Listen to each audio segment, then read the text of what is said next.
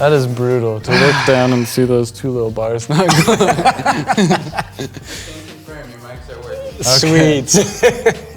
Good thing he was here. That one would have gone to the vault. That would have been terrible. Yeah. That's why I'm here. That would have, look at Walker behind the cameras, man. Back-to-back weeks where they go to the vault.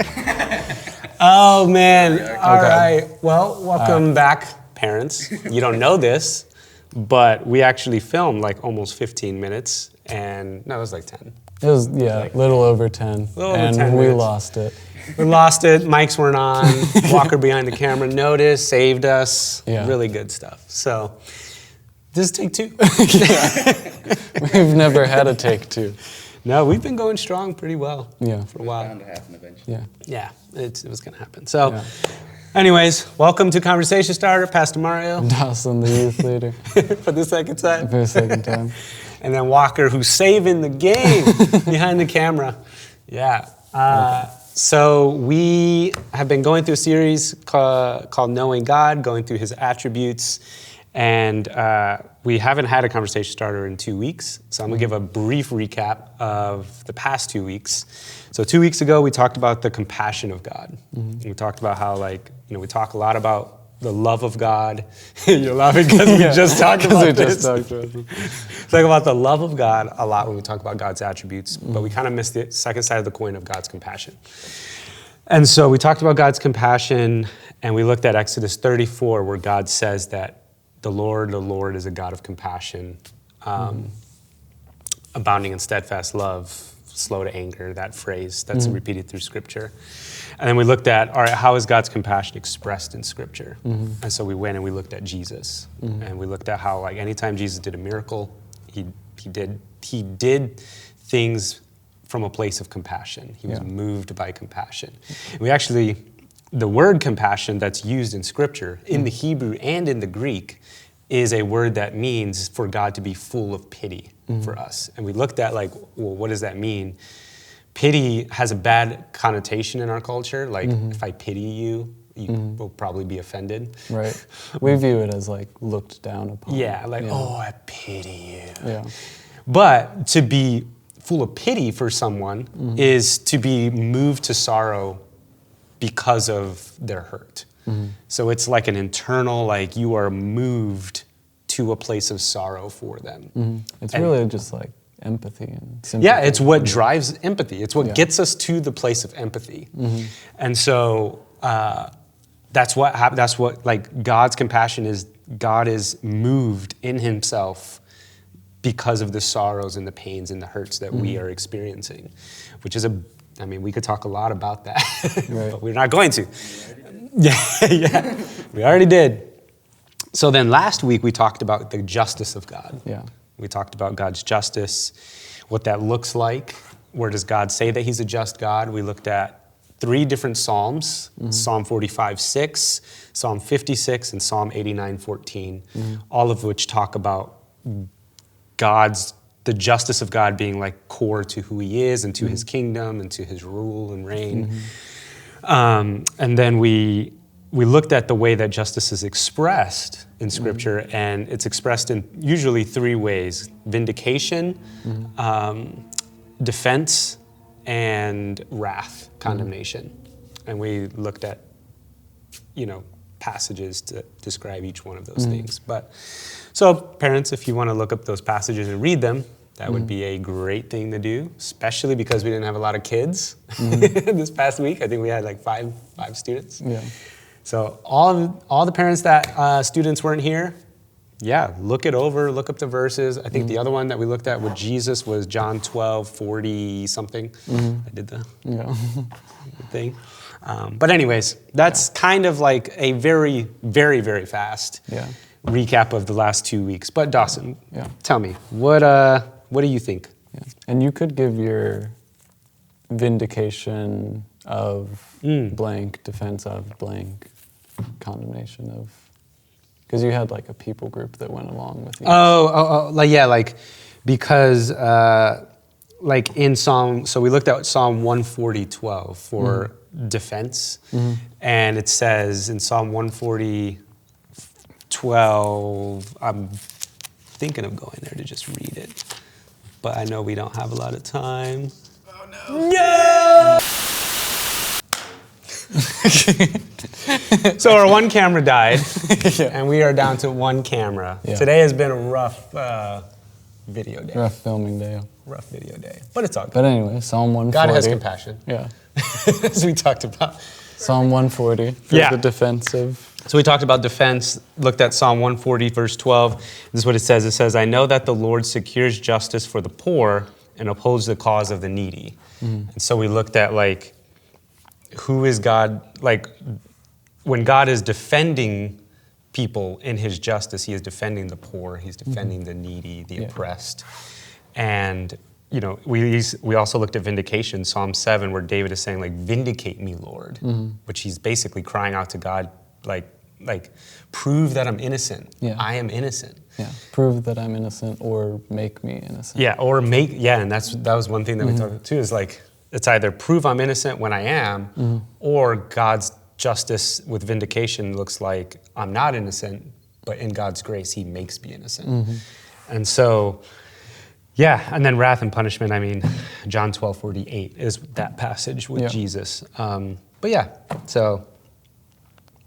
That was my only thought, just so we could get the so we could get the context of how they actually apply. Yeah, because they apply in different ways, you know.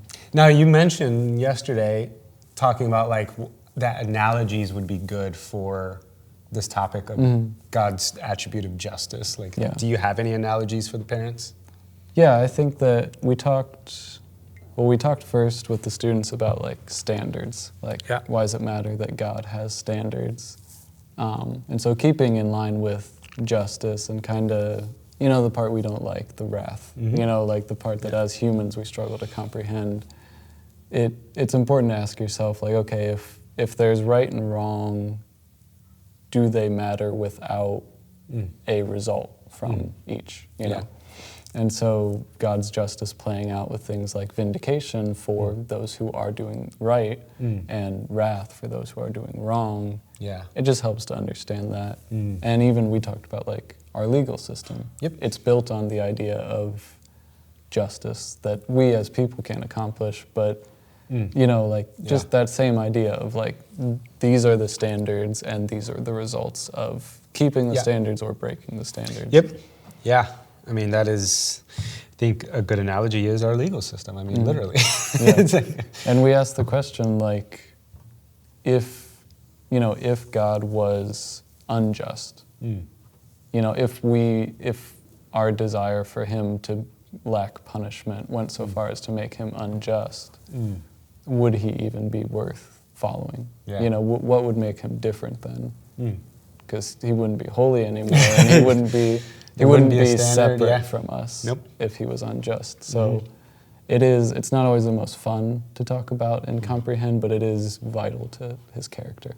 That he remains perfectly just, you know. That's a good way of putting it, that it's vital for his character.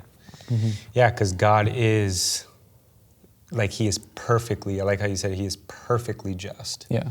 Like and we talked about this, that like, we have an idea of justice and we know that it's needed, but I think a lot of times us humans, we have an imperfect expression of justice and we don't even maybe hit the mark anywhere near where it needs to be. But God has perfect justice. He knows exactly how to make things right. And so yeah, it was good. It was very good. So I think for discussion with your students, we got one question, maybe two. If one comes to your mind. But if the camera doesn't die. If the camera doesn't die, which I don't think that one is going to, but maybe. We never know at this point. This one might still go to the vault. We never know at this point. So one question that, you know, and I would say really, like, look at those passages again. Like, hone in number one on the justice, right? We talked about compassion 2 weeks ago. You can look at Exodus 34, say, if you want to, like, bring that in. But I would say focus on the passages about justice. So, again, Psalm 45:6, Psalm 56, Psalm 89:14.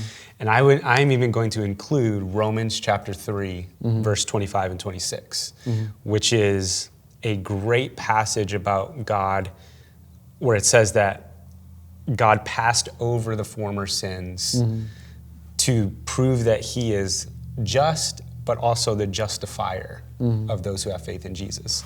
So then you could even talk about like, oh, it's just that God would justify it. Like, what does that mean? You know, how does that go into it? But one thing that you guys can talk about is give an example of why God's justice is a good thing. I mean, I think we have to see God's justice as a good, all three of those expressions, right? Vindication, when I am innocent and I need to be proven innocent, or I'm guilty and God makes me innocent. Defense of the needy, of the poor, of the oppressed, and the wrath and the punishment. Like, we have to get to a point where we see that as a good, like, it's good that God has wrath. It's good that he condemns, which we may not always understand. But like you said, is it worth following a God who does not have a standard to hold us to? Is it worth following a God who doesn't even hold to his own standards? You know what I mean? And so, give examples of why you think God's justice is a good thing. And parents, you can really get this conversation going with like recent things that have been going on in the world.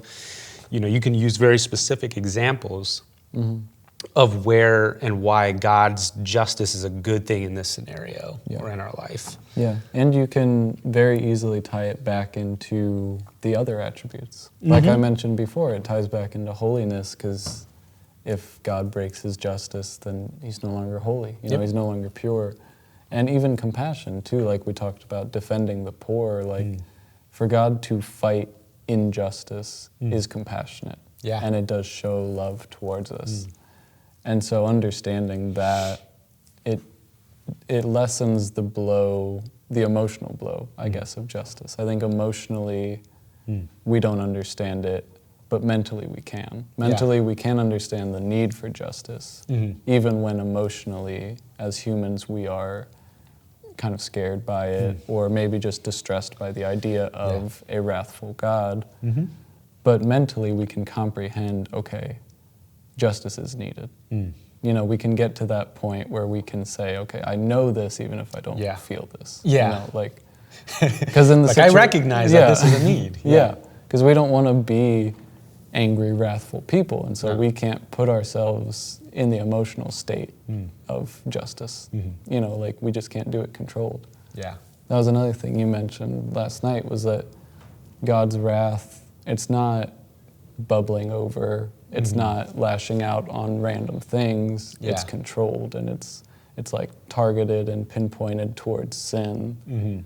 And so understanding that helps us comprehend, like, this isn't God throwing some cosmic temper tantrum. This is God being controlled and having an actual enemy and something that needs destroyed, you know? Yeah, it is very, and I think that if there's one thing that's helped me with the idea of God's justice and wrath and punishment and condemnation is that that thing, like, and I got a lot of it actually from that book, Gentle and Lowly, where it's like, God's emotions are not out of control. Like, God's emotions, and when he does things in wrath, it's not this uncontrolled rage. It's like, it's a very pinpointed, specific, and purposed, like, thing that God is doing. It's very dangerous for us if we view God's emotions as our emotions. You know, we will lose sight very quickly of why in the world God would do anything if we were viewing it as our emotions. Like our emotions, because we are very out of control. Our wrath is, I mean, it's crazy.